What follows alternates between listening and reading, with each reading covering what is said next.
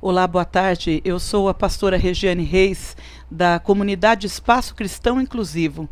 E nós temos uma palavra para você nesta tarde. Uma palavra da parte do Senhor com você nesta tarde. E esta palavra se encontra no Evangelho segundo Lucas, no capítulo 15, dos versos 11 em diante. É uma palavra muito conhecida. Eu quero que você acompanhe comigo a parábola do filho pródigo. Diz assim a palavra do Senhor. Continuou Jesus. Certo homem tinha 2 filhos. O mais moço deles disse ao pai: Pai, dá-me a parte dos bens que me cabe. E ele lhes repartiu os haveres. Passados não muitos dias, o filho mais moço, ajuntando tudo o que era seu, partiu para uma terra distante e lá dissipou todos os seus bens, vivendo dissolutamente. Depois de ter consumido tudo, sobreveio a aquele país uma grande fome e ele começou a passar necessidade. Então, ele foi e se agregou a um dos cidadãos daquela terra e este o mandou para os seus campos a guardar os porcos. Ali desejava ele fartar-se das alfarrobas que os porcos comiam, mas ninguém lhe dava nada. Então, caindo em si, disse: Quantos trabalhadores de meu pai têm pão com fartura, e eu aqui morro de fome? Levantar-me-ei e irei ter com meu pai, e lhe direi: Pai, pequei contra o céu e diante de ti, já não sou digno de ser chamado teu filho. Trata-me como um dos teus trabalhadores. E levantando-se foi para o seu pai. Vinha ele ainda longe, quando seu pai o avistou, e compadecido dele, correndo, o abraçou e beijou. E o filho lhe disse: Pai, pequei contra o céu e diante de ti, já não sou digno de ser chamado teu filho. O pai, porém, disse aos seus servos: Trazei depressa a melhor roupa, vesti-o, ponde-lhe um anel no dedo e sandálias nos pés.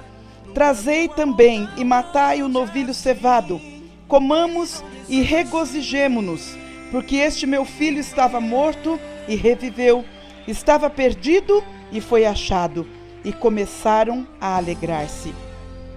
Ora, o filho mais velho estivera no campo e, quando voltava, ao aproximar-se da casa, ouviu a música e as danças.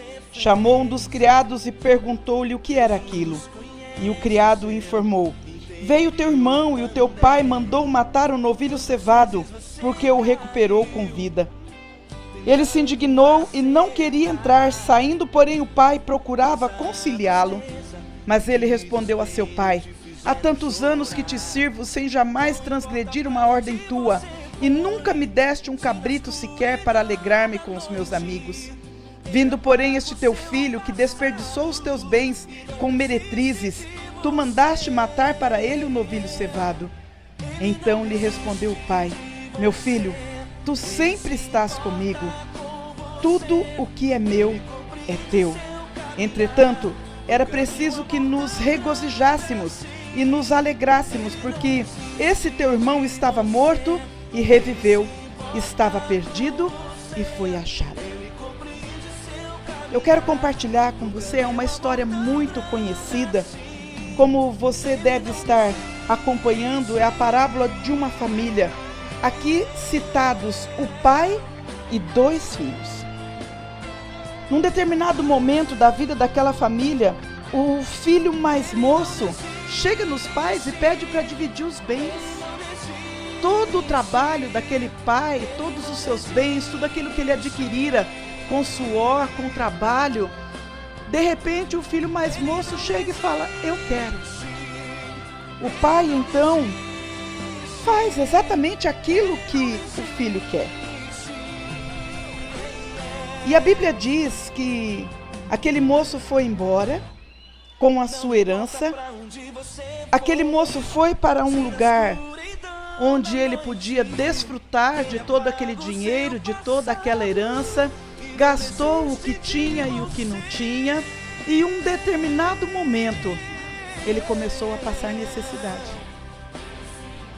E já não bastasse ele não ter dinheiro no local onde ele estava.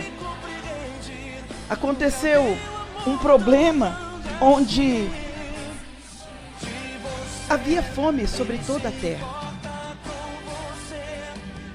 Juntando-se o problema social da época, do local onde ele estava, com a falta de dinheiro em que ele estava, ele teve que pensar o que ele comeria.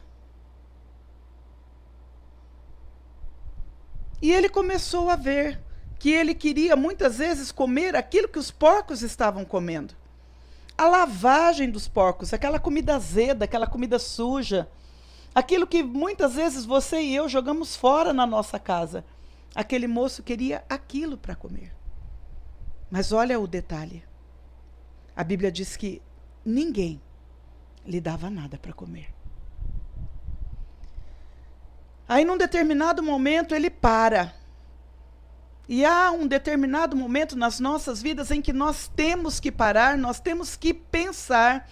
E naquele momento aquele jovem foi levado a pensar que aonde ele morava, junto com a sua família, junto com o seu pai, os empregados da fazenda do pai dele comiam com fartura.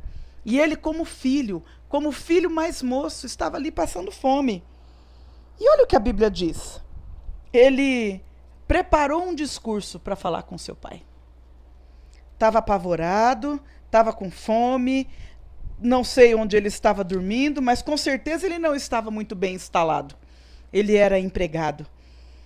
E a Bíblia diz que quando ele cai em si, ele prepara um discurso, ele para e pensa assim, olha, eu vou me levantar, eu vou ter com o meu pai, e eu vou dizer assim, olha pai, eu pequei contra o céu e diante de ti. Eu não quero mais, eu não posso mais ser chamado seu filho. Me trata aí como um dos seus empregados. E a Bíblia diz que depois que ele parou para pensar, ele tomou essa decisão. A Bíblia diz que ele foi. Muitas vezes nós paramos para pensar, tomamos decisões e continuamos no mesmo lugar. Continuamos parados. A Bíblia diz que quando ele vinha de longe ainda, eu fico imaginando aquele pai sentado num lugar mais alto, olhando para a estrada todos os dias para ver se ele via uma sombra conhecida, se ele via um vulto conhecido, se ele via um jeito de andar conhecido. E diz a palavra que, de longe, aquele pai viu o filho. Eu quero dizer uma coisa para você nesta tarde. Deus sabe onde você anda. Deus sabe o que você anda fazendo. Deus sabe com quem você anda. Por mais que você quisesse se esconder, você não conseguiria. Mas a palavra de Deus tem uma vitória muito grande para as nossas vidas nessa tarde. Deus está nos esperando. O Pai está amoroso, nos observando e nos esperando. Diz a palavra do Senhor que aquele filho estava vindo longe ainda quando o pai dele o avistou e havia um sentimento de compaixão no coração daquele pai. E a Bíblia diz que aquele pai saiu correndo e abraçou aquele filho e o beijou. E então lá vai o filho fazer o seu discurso. Ele para diante do pai e quando ele começa a dizer, pai, olha, eu pequei. Eu fico imaginando aquele pai dizendo, para tudo, você não precisa dizer nada, eu sei de tudo, eu sei onde você estava, eu sei o que você estava fazendo. E imediatamente aquele pai chama os seus servos para mudar a história daquele jovem. Para devolver aquele jovem aquilo que ele mesmo tinha jogado fora. Quantas vezes nós jogamos fora as coisas que o Senhor nos dá? Quantas vezes nós não valorizamos? Quantas vezes nós nos perdemos na nossa essência de filhos de Deus? Quantas vezes outras pessoas fizeram com que nós perdêssemos essa essência? Quantas vezes outras pessoas disseram para nós, você não presta, quantas vezes outras pessoas disseram para nós, você não serve, quantas vezes outras pessoas disseram para nós que dons, talentos, armas, ministérios não são úteis, e Deus está nos esperando. Quanto tempo já faz que Deus está te esperando? Quanto tempo já faz que Deus está olhando no caminho, esperando você tomar a decisão de talvez até montar o seu discurso e voltar para Ele? Quantas vezes? Não importa onde você esteve, não importa o que você esteve ou está fazendo. A palavra de Deus nos diz nessa tarde que Deus ama os filhos. A palavra de Deus diz que o filho obediente estava lá em casa, trabalhando bonitinho, e ao rebelde o pai estava esperando. Não é importante para Deus perder nenhum filho. Não é importante para Deus que você e eu nos percamos. É importante para o Senhor que nós dois estejamos na casa dele. É importante que nós saibamos também que quando nós tomamos a decisão de voltar para a casa do Senhor, quando nós tomamos a decisão de fazer a coisa certa, de nos arrependermos, haverá, sim, aquele que vai dizer, ele não merece. Mesmo quando o pai mandar te honrar, quando o pai mandar colocar em você roupa nova, lavar os seus pés, colocar sandália, colocar em você o selo, o anel, haverá aquele que vai dizer, mas por quê? Ele saiu, ele abandonou, ele saiu da igreja, ele saiu de casa, ele saiu da tua presença. E Deus vai sempre responder, o importante é que ele voltou. O importante é que ele está no nosso convívio. O importante é que ele foi resgatado com vida. O importante é que o adversário da alma dele não o tragou. Talvez você esteja aí, diante desse rádio agora, querendo parar com tudo, pensando que a sua vida não vale a pena, pensando que talvez você já tenha gasto todos os seus bens, como diz a palavra, com as meretrizes ou com outra bobeira qualquer. Eu quero dizer para você uma coisa, Deus te ama e Ele está te esperando.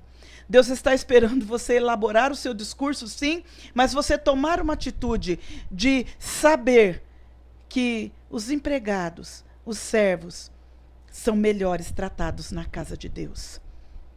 Que dirá você como filho do Altíssimo, maior é o amor e o cuidado de Deus para com a sua vida. Quero convidar você a repensar na sua vida nesta tarde. Quero convidar você a analisar por onde você tem andado. Quero convidar você a pensar naquilo que as pessoas têm te dito, que tem entristecido o teu coração e talvez até tenha te feito com que você fique longe mesmo da casa do Senhor. Eu não sei o que foi que te entristeceu, eu não sei quem te entristeceu, nem o porquê. Mas uma coisa é fato. Deus está pronto, com o Espírito Santo dele, para curar o seu coração e para trazer um novo ânimo, uma nova alegria para a sua vida. Quero convidar você a voltar para a casa do Pai. Quero convidar você a ser honrado, mesmo diante da negativa das pessoas, talvez dos irmãos, talvez da sua própria família, mesmo diante daquilo que as pessoas vão dizer ou pensar. Quero convidar você a se entregar ao amor de Deus. Quero convidar você a se entregar ao abraço do Pai nesta hora. Ele está te esperando. Ele não quer nem que você termine o que você elaborou dizer, porque Ele sabe. Ele te conhece. Ele sabe exatamente tudo o que você esteve fazendo. Então eu quero que você curve a sua fronte neste momento e eu quero estar orando com você. Eu quero que você pare para pensar um pouquinho na sua vida. Talvez você já tenha pensado até em suicídio. Talvez você tenha pensado em colocar as poucas coisas que você tem dentro de uma mala e sumir no mundo. A notícia é boa e é má. Se você quiser ir sozinho, Deus vai com você. Não tem para onde você fugir. É importante que você se lembre que Deus, Ele criou você para louvor, e para a glória do nome. Então curva a sua fronte, nós vamos estar orando agora. Quero estar abençoando a tua vida, quero estar abençoando o teu retorno à casa do Pai. Quero estar abençoando a tua volta à casa do Pai. E quero te assegurar nesta tarde de que Deus, com certeza, Ele tem o melhor para você. Pai querido, em nome do Senhor Jesus, a tua palavra foi semeada, a tua palavra foi lançada e está escrito, Pai, que a tua palavra não volta vazia para ti sem que antes cumpra o propósito para o qual ela foi liberada. Então libera, Pai. Cumpra o propósito agora. O propósito de salvação, de cura, de restauração. O propósito de libertação, Pai, na vida deste homem, desta mulher, deste jovem, deste adolescente que está nos ouvindo agora. E que ele entenda, Pai, através do teu Espírito Santo, que o Senhor o ama, que o Senhor está pronto a limpá-lo e a devolvê-lo à casa do Senhor. Pai, abençoa esta pessoa agora e acima de todas as coisas, glorifica o teu nome. Nós oramos assim e te agradecemos, Deus, em nome do Senhor Jesus e para a glória do Senhor. Amém e amém. E eu quero aproveitar para te fazer um convite. Você que ouviu esta palavra, que se sentiu ministrado pelo Senhor, que se sentiu amado pelo Senhor, que entendeu que não importa os caminhos pelos quais você trilhou e você deseja voltar à casa do Pai, eu quero convidar você a fazer-nos uma visita no Espaço Cristão Inclusivo. A nossa comunidade fica na Avenida Santa Mônica, número 230. Fica ali no Jardim Ideal, é um lugar de fácil acesso. Eu quero dizer para você que com certeza Deus tem algo, um encontro especial com você naquele local. Venha nos visitar, você será muito bem-vindo. Muito obrigada.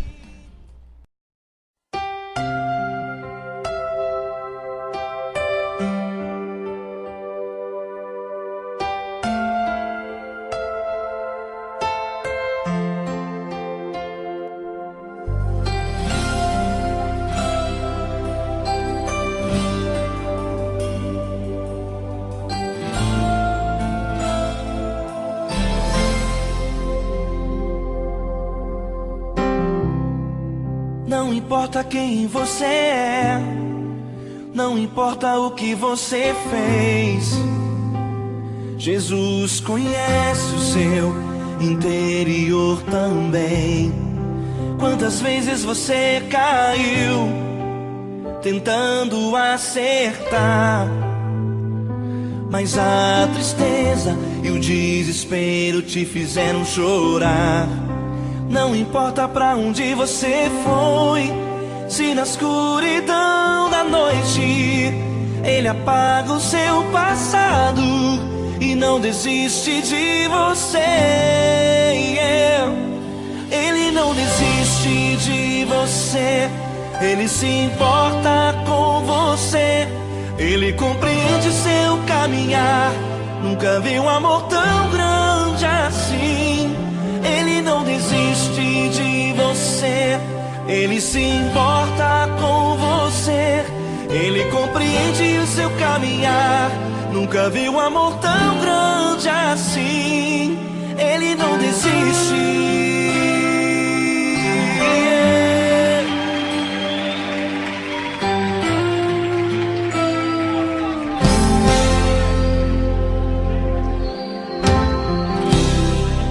Não importa quem você é, não importa o que você fez, Jesus conhece o seu interior também.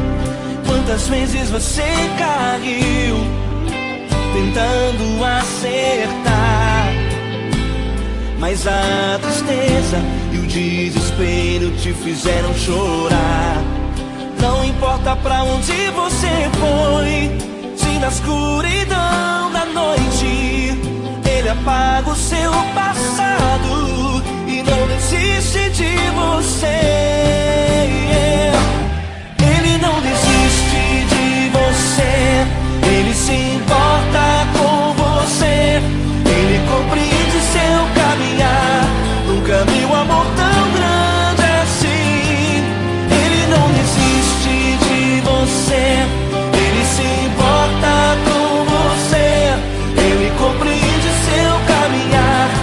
Nunca vi um amor tão grande assim.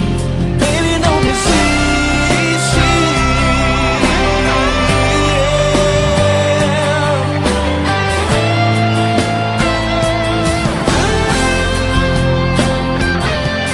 Ele não desiste. Ele não desiste. Ele não desiste.